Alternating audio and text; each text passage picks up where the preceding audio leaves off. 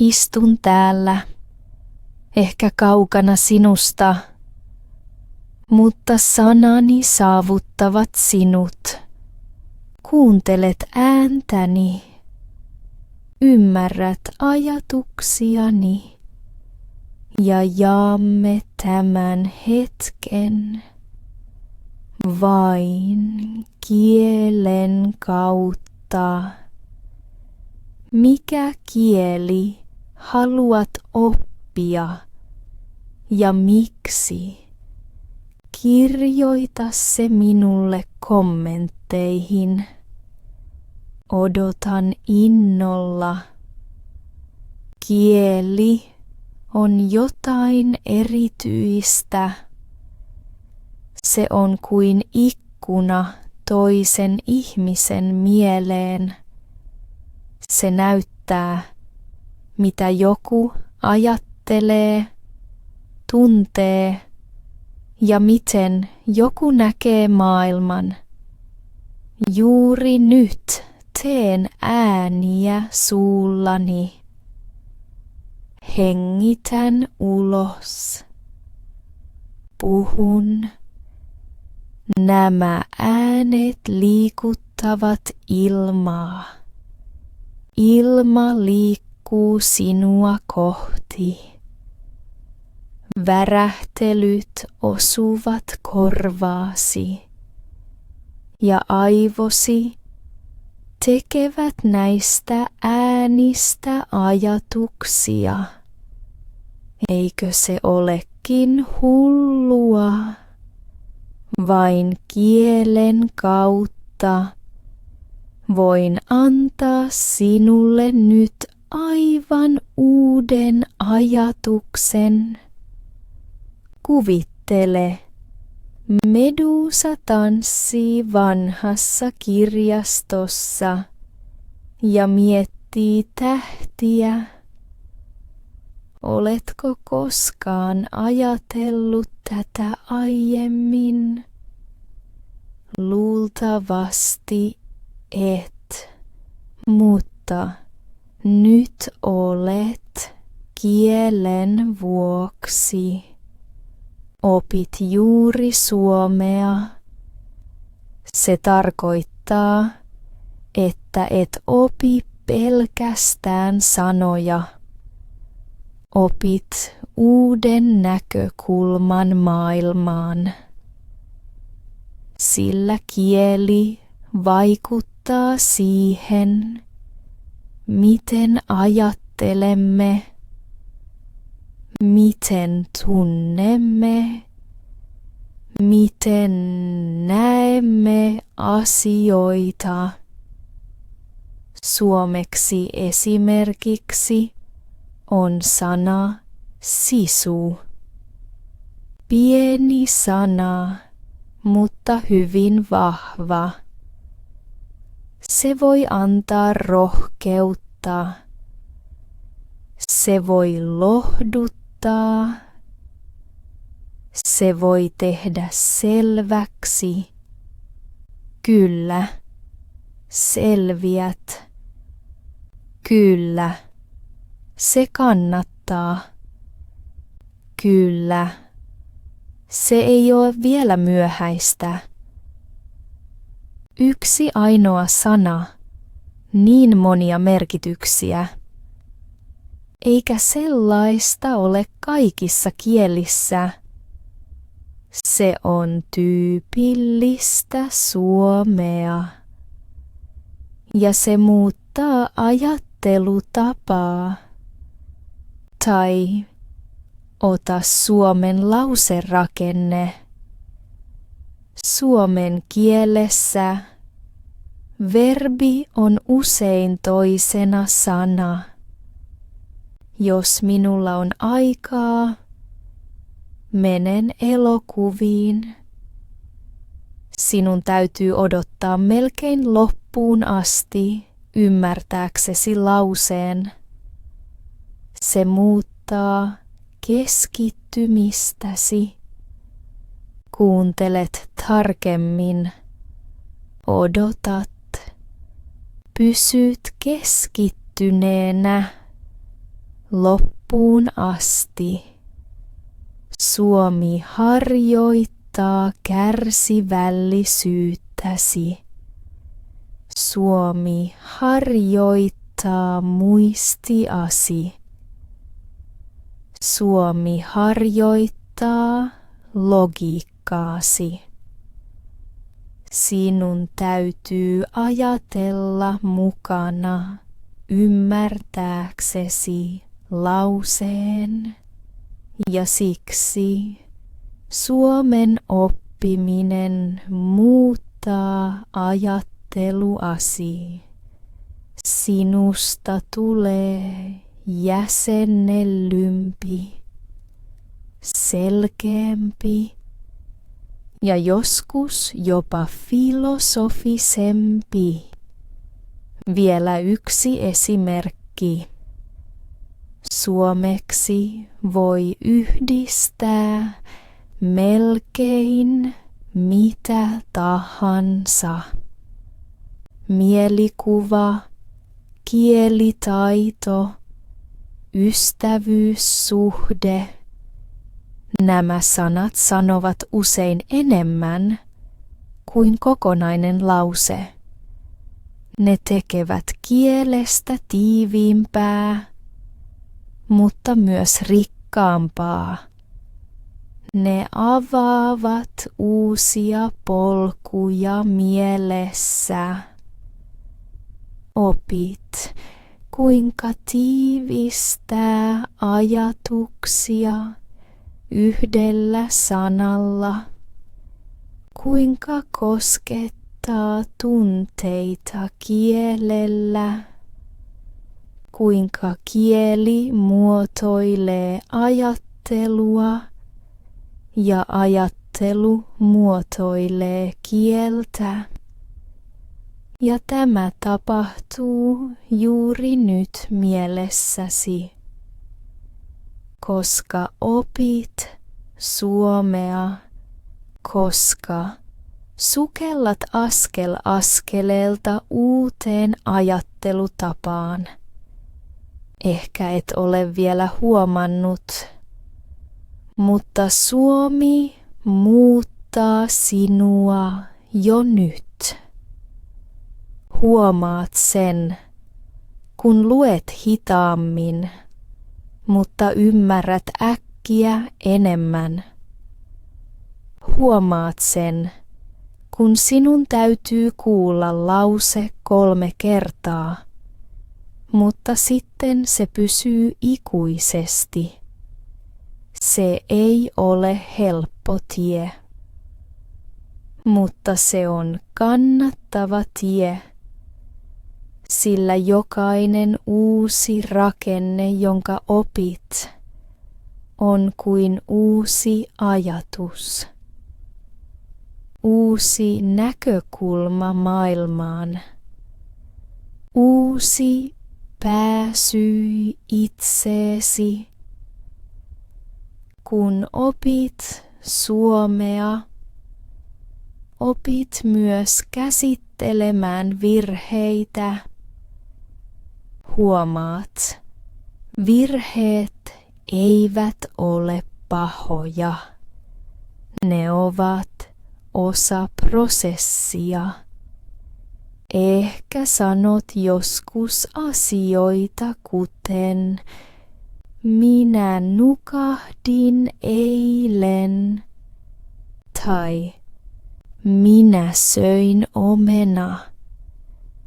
Ja tiedät, se ei kuulosta aivan oikealta, mutta yrität silti. Ja juuri siellä sinä kasvat. Juuri siellä oppimisesta tulee muutos. Monet sanovat, suomi on vaikeaa. Kielioppi on monimutkaista. Sanat ovat liian pitkiä. Mutta entä jos juuri se on kielen vahvuus? Entä jos rakenne auttaa sinua tuomaan järjestystä ajatuksiin? Sillä Suomi ajattelee selkeissä säännöissä, päätteissä, aikamuodoissa, ja nämä säännöt tuovat selkeyttä. Opit olemaan tarkka. Opit tarkkailemaan huolellisesti. Opit tunnistamaan eroja, joita et ole aiemmin huomannut. Pöytä, lamppu, kirja. Miksi se on tärkeää? Koska aivosi prosessoivat näiden erojen ansiosta enemmän yksityiskohtia, koska katsot enemmän, koska kuuntelet enemmän. Suomi edistää havainnointikykyä, ei vain kielellisesti, myös elämässä. Kun opit esimerkiksi nousta, ymmärrät, että on myös seistä, odottaa, ymmärtää, tajuat. Etuliite muuttaa kaiken. Pieni osa ja kuitenkin niin tärkeä. Ja yhtäkkiä alat ajatella rakennuspalikoina. Palaat sanoihin. Rakennat uusia. Yhdistät. Sinusta tulee luovempi, ei sääntöjen huolimatta, vaan niiden vuoksi. Alat leikkiä kielellä, nautit lauseista, naurat uusille sanoille. Ihmettelet vanhoja ilmauksia ja sinusta tulee rohkeampi, sillä jokainen uusi kieli tekee sinusta ei pelkästään viisaamman, vaan myös vapaamman. Se antaa sinulle uusia mahdollisuuksia ilmaista itseäsi, sanoa jotain, kysyä jotain, ymmärtää jotain, mitä et olisi aiemmin ymmärtänyt. Kyse ei ole vain hyvästä puhumisesta. Kyse on siitä, kuinka muodostat ajatuksia, rakentelet suhteita, luot muistoja. Yksi lause suomeksi voi yhtäkkiä olla kokonainen hetki. Tunteet, menestys. Kun ensimmäisen kerran ymmärrät, mitä joku sanoo sinulle. Kun ensimmäisen kerran vastaat, miettimättä kauan. Kun ensimmäisen kerran ajattelet, ymmärsin sen. Silloin tiedät, se kannattaa. Ja ehkä et koskaan tule olemaan täydellinen. Ehkä sinulla on aina pieni aksentti. Ehkä sekoitat joskus sanat. Ehkä et koskaan tunne kaikkia ilmauksia. Mutta tiedätkö mitä? Se ei ole vakavaa, sillä kieli ei ole koe. Kieli on yhteys. Kieli on työkalu, ei kilpailu.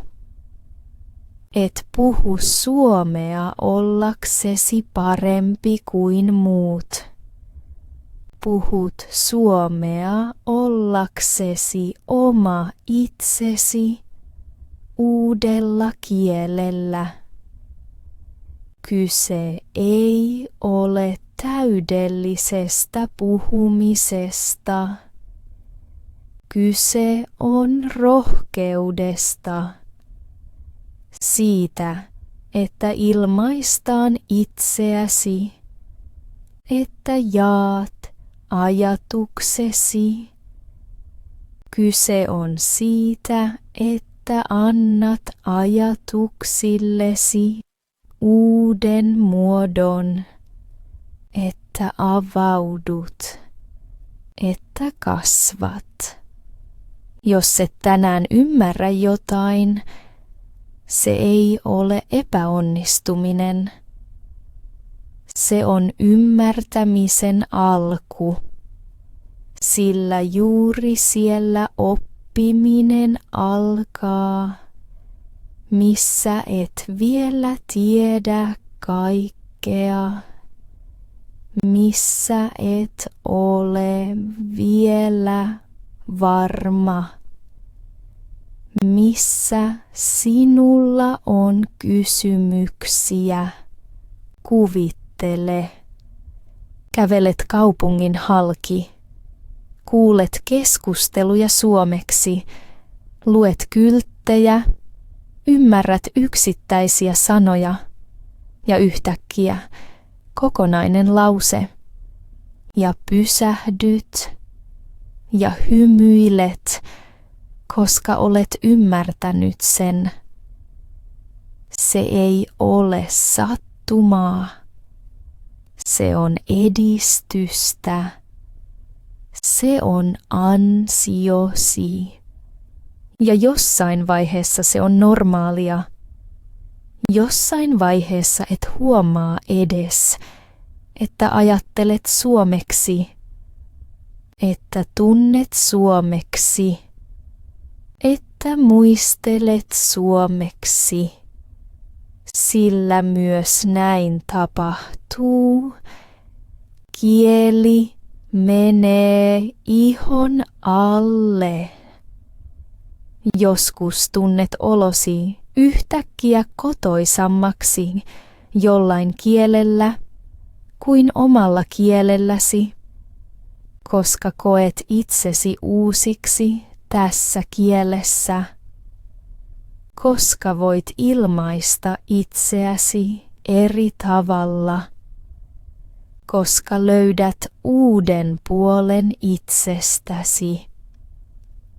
Ja se on yksi suurimmista lahjoista, et opi vain kieltä. Opit tuntemaan itsesi uudelleen. Millainen ihminen on, joka puhuu suomea? Mitä tämä ihminen ajattelee? Mitä hän tuntee? Mitä hän haluaa sanoa? Se olet sinä.